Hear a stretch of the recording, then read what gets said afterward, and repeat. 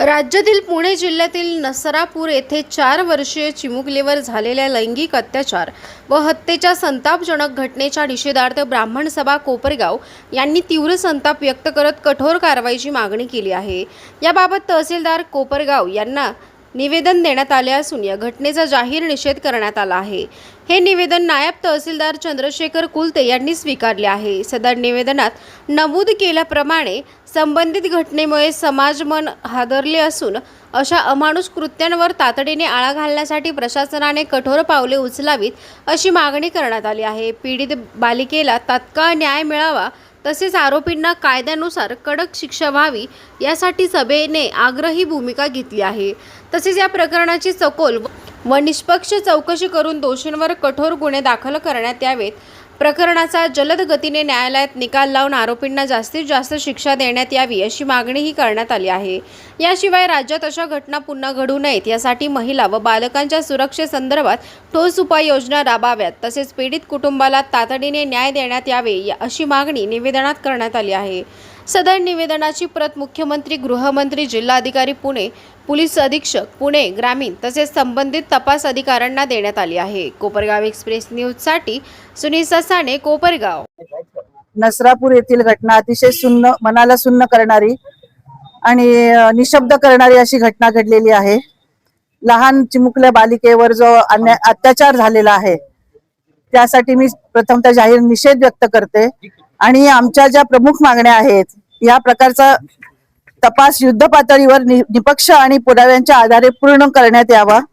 आरोपी विरुद्ध पोक्सो व संबंधित गुन्हे गंभीर कलमानुसार सक्षम आरोपपत्र तातडीने न्यायालयात दाखल करण्यात यावे। सदर प्रकरण जलद गती न्यायालयात चालवून गुन्हेगारास विनाविलंब देहदंडाची मरेपर्यंतची फाशी ही शिक्षा देण्यात यावी आणि त्या कायद्याचा वचक दिसावा।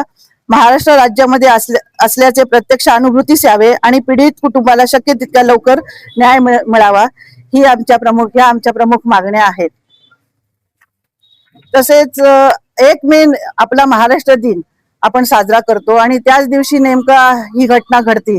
आपला पुरोगामी महाराष्ट्र आपण म्हणतो आणि या पुरोगामी महाराष्ट्रात जर अशा घटना घडत असतील आणि वारंवार ह्या अशा घटना घडतात, ही पहिलीच घटना आहे असं नाहीये। आत्ताच बदलापूरची मध्ये झाली होती, काल परवा विनयभंगाची झाली होती पुणे जिल्ह्यातच जवळपास। या अशा ज्या घटना होतात म्हणजे स्त्रियांनी किंवा मुलींनी समाजात राहावं कसं, जगावं कसं, हे एक मोठी सामाजिक प्रश्न निर्माण झालेला आहे आणि स्त्री दर घटतोय म्हणजे जन्मदर घटतोय असं तुम्ही म्हणताय एकीकडं, आणि जर जन्माला आलेल्या कोवळ्या मुलींची जर अशा प्रकारे जर निघळून हत्या होत असेल किंवा अशा प्रकारचे त्यांच्यावर अत्याचार होत असतील तर या समाजात कशा तऱ्हेने बघावं, बसावं, राहावं आणि कायदा काय करतोय। म्हणून आमची शासनाला विनंती आहे की या नराधमाला, नीचाला ताबडतोबीने शिक्षा मिळावी, कुठल्याही परिस्थितीत लवकरात लवकर न्याय मिळावा आणि पीडित कुटुंबाला न्याय मिळावा असं आमची प्रामाणिकपणे इच्छा आहे। धन्यवाद।